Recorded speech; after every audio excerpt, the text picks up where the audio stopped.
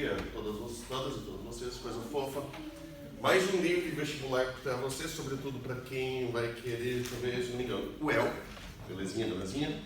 Mas também ajuda vocês para o Enem.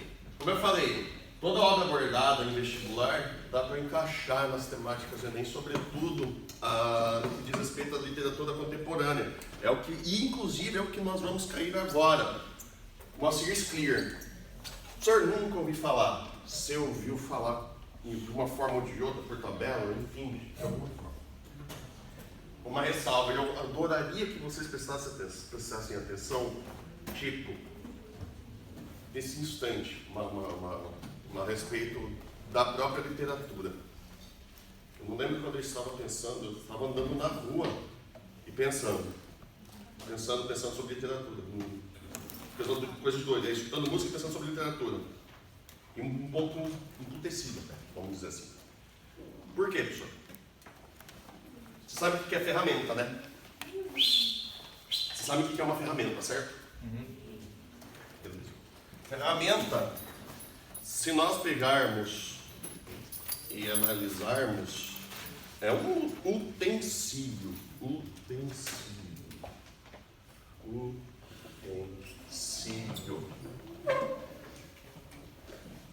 E a palavra utensílio, ela possui ela é derivada de uma primitiva.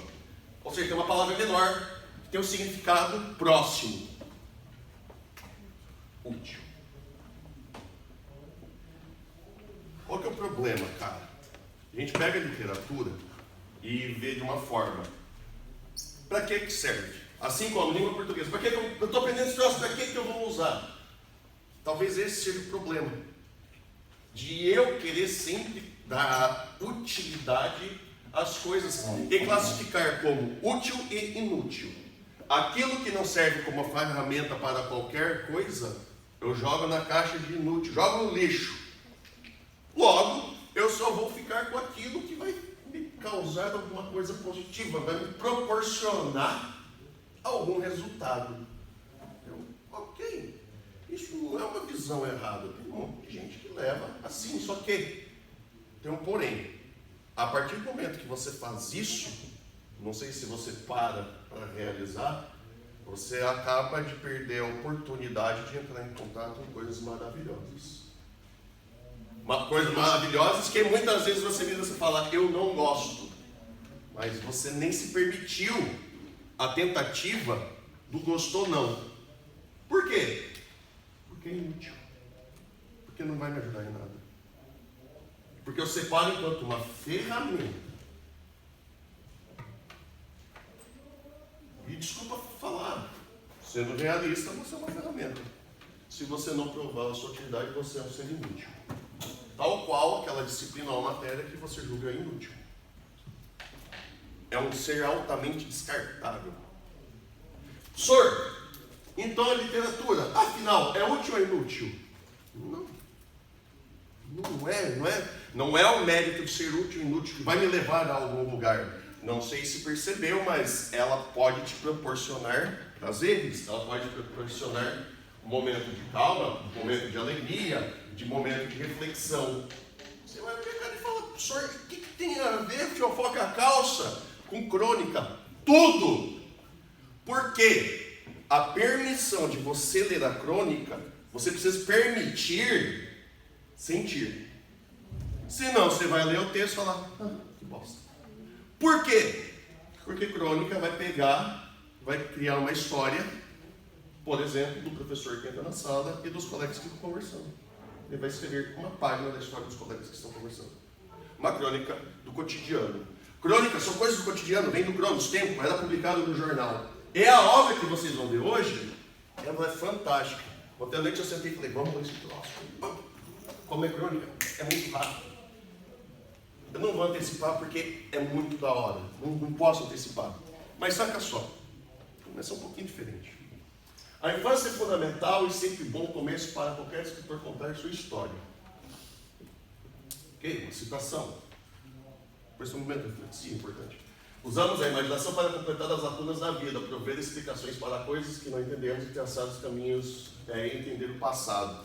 Menino no Espelho, Fernando Sabino. Acho que seria um livro que todo mundo deveria ler quando pequeno. Por quê? Mano, a imaginação do personagem. E o final dele, bom dia meu querido, o final dele é arrebatador. Não posso falar, mas é bastante fantástico, pensando em literatura. Mas ele é extremamente introspectivo, sobretudo na parte. Inclusive uma reflexão que eu fiz com meus estudantes de 7º ano na época. Eu vou fazer com vocês. Vou fazer, com certeza. E duvido não ter uma resposta positiva. Façam esse processo, por favor. Não me falem, pensem. Mas você nunca fez isso, nunca na vida. Estava andando, ou estava em casa, botou a cabeça no travesseiro e ficou imaginando uma cena. Nossa, se eu tivesse tido de forma diferente, teria estourado aquele arrombado. Nossa, mano, se eu tivesse tomado atitude, eu beijava aquela menina. Nossa, como que será que ia ficar perto daquele cara do Pai Magia? Ele é tão maravilhoso. Nossa. Ai, será que o beijo dele é tão bom quanto cheiro? Ninguém nunca fez isso, né? Nunca. Você usa imaginação, tendo 6 anos de idade e 40 anos. Mostrei algumas frases, uma frase, uma citação para uma outra turma aqui do colégio, do ensino médio, do João Guimarães Rosa. A gente não morre sem canto. Aí a pessoa virou e falou: professor, isso daí é festa de criança? Eu falei: você está doido, cara? João Guimarães Rosa, um dos maiores escritores da literatura brasileira. Que tosco. Falei: cara, totalmente filosófico. Aí eu levantei a pergunta: você convive com gente morta o tempo inteiro? Inclusive, estamos falando de autor morto. Inclusive, provavelmente você escuta músicos mortos, você assiste filme de gente morta. E o que gera na pessoa? Gera tristeza? Você vai lá e escuta Michael Jackson. Bomba, mano, mó da hora. Você vai chorar, Michael Jackson morreu. Não. Você vai levar, putz, cara, que massa. Não vai chorar as pitangas pela morte do indivíduo. Mas você fica encantado, cara, pelo feito artístico, por tudo aquilo que o indivíduo alcançou. Nossa, professor, mas isso requer, então, sentimentalismo? Não, sentimento. Sentimentalismo é coisa banal. Usamos a imaginação para explicar o mundo. Uau! Não está falando, eu vou inventar, vou negar a realidade. Não está falando isso, pelo amado. O conto fala de da natureza humana no desejo da perfeição literária. Coloquei aqui também, muito embora a crônica e conto são um pouquinho distantes, mas são considerados gêneros menores na literatura. Isso é um termo bastante antigo, não é muito mais utilizado. Mas o pessoal ainda vê com maus olhos, o pessoal de academia. Por quê? Em 4 minutos você lê uma crônica, dependendo do conto, 15 minutos. Aí você pega um romance, você tem que dedicar esforço, porque é altamente complexo. Depende. Quer ver uma coisa altamente complexa? Lança o desafio. É simples. Terceira Margem do Rio, João Guimarães Rosa, do livro Tutameia. Lê e me explica. Sem pesquisar nada. Vai lá, pensa. Mas é conto, é um gênerozinho vagabundo. Tem esse estereótipo, infelizmente. Penso no leitor que eu fui em minha juventude, que procurava nos livros o prazer. Muitas vezes eu vejo vocês lendo, tipo os colegas pelos corredores, com livros na mão. O homem até mesmo, putz, esse livro do vestibular, professor, eu não tenho um saco. É compreensível, não tem como. Aquilo que eu gosto não vai te agradar. Tudo bem. E aquilo que você gosta talvez não me agrade. Mas é legal a gente perceber que tem artistas que falam isso justamente por essa preocupação. Preocupação com quem? De apresentar algo diferente. Não é reinventar a roda, tá? Não estamos falando de reinventar a roda, sei lá, coisa do tipo. Pelo amor. Procurava nos livros prazer, encanto e respostas para os problemas da vida. Espero que os leitores encontrem a mesma coisa em meus livros. Todas essas frases são citações do Moacir Scliar, escritor porto-alegrense, nasceu e morreu por lá. E que é lógico, autor desse livro, Histórias que os Jornais Não Contam. Mano, Crônica, ela fez muito sucesso por ser publicada em folhas de jornal, certo? Contando coisas pequenas do dia a dia, foi pedido. Inclusive, uma vez, o único escritor brasileiro que viveu único exclusivamente de crônica foi o Rubem Braga, o velho Braga. Só de escrever crônica. Depois a gente vai ler vocês vão ler, é um texto desse tamanho, maravilhoso. Histórias que os jornais não contam. Você pensa, ok, é um gênero jornalístico, gênero literário também jornal, nada mais justo, história que não conta. Mas aqui está o pulo do gato. Não lembro se foi do estado de São Paulo, do jornal Zé do Hora. O jornal Zé do Hora, lá do Rio Grande do Sul, estado de São Paulo, estado de São Paulo. Não sei se foi algum diretor de algum desses jornais que virou para ele e falou: você está fazendo? Ele, nada. Pô, tem uma proposta, tá? Ele, qual? Escrever crônica. Ok, já escrevo. Não, mas você não está entendendo. Com notícia de jornal. Tecnicamente eu utilizo coisa do dia a dia. Ele falou: não, seu burro. Escreve baseado em notícia de jornal. É um livro inteiro de 125 páginas que ele pega não sei quantas notícias e escreve em cima das notícias. Desenvolve uma história. E é uma notícia pior que a outra. Pior no sentido, tipo, uau, o que está acontecendo aqui? Por exemplo, tem uma história que é muito maravilhosa, que é um casal. Estão casados, lindos e maravilhosos.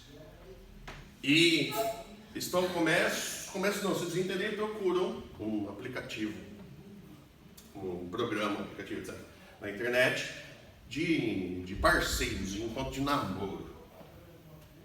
E os dois encontram uma pessoa. Eles ficam fascinados por essa pessoa. E dá em separação. Por quê? As pessoas que eles encontraram foram a esposa e o marido, respectivamente. Vocês entenderam, né? Uhum. O marido e a mulher estavam infelizes com eles, foram para